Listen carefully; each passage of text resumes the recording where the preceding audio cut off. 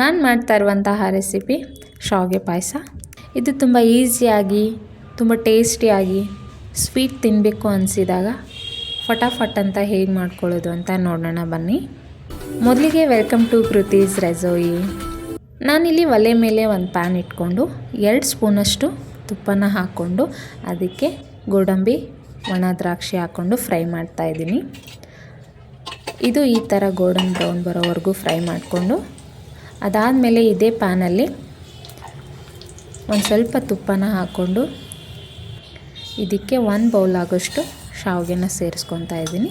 ಇದು ಕೂಡ ಸ್ವಲ್ಪ ಫ್ರೈ ಮಾಡಿಕೊಂಡು, ಇದು ಆಲ್ರೆಡಿ ನಾನು ರೋಸ್ಟೆಡ್ ಶಾವಿಗೆನೇ ತೊಗೊಂಡಿರೋದ್ರಿಂದ ನಾನು ಅಷ್ಟಾಗಿ ಫ್ರೈ ಮಾಡಿಲ್ಲ, ಸ್ವಲ್ಪ ಫ್ರೈ ಮಾಡ್ಕೊಂಡಿದ್ದೀನಿ.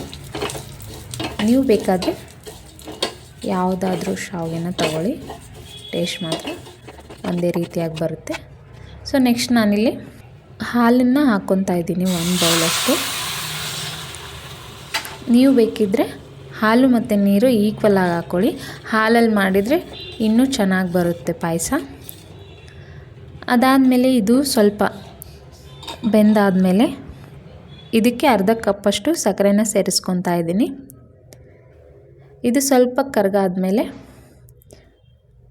ರೋಸ್ಟ್ ಮಾಡ್ಕೊಂಡಿರುವಂತಹ ಒಣ ದ್ರಾಕ್ಷಿ ಮತ್ತು ಗೋಡಂಬಿನ ಸೇರಿಸ್ಕೊತಾ ಇದ್ದೀನಿ. ಇದು ಕೂಡ ಆದಮೇಲೆ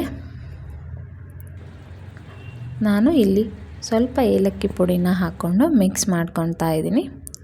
ನೋಡಿ, ತುಂಬ ಸಿಂಪಲ್ಲಾಗಿ ಬೇಗನೆ ಆಗುವಂಥ ಶಾವಿಗೆ ಪಾಯಸ ತುಂಬಾ ಚೆನ್ನಾಗಿರುತ್ತೆ. ಒಂದು ಸರಿ ಟ್ರೈ ಮಾಡಿ ಹೇಗಿತ್ತು ಅಂತ ಕಮೆಂಟ್ ಮಾಡಿ, ಲೈಕ್ ಮಾಡಿ, ಶೇರ್ ಮಾಡಿ, ಹಾಗೆ ನನ್ನ ಚಾನಲ್ನ ಸಬ್ಸ್ಕ್ರೈಬ್ ಮಾಡೋದು ಮಾತ್ರ ಮರಿಬೇಡಿ. Thank you.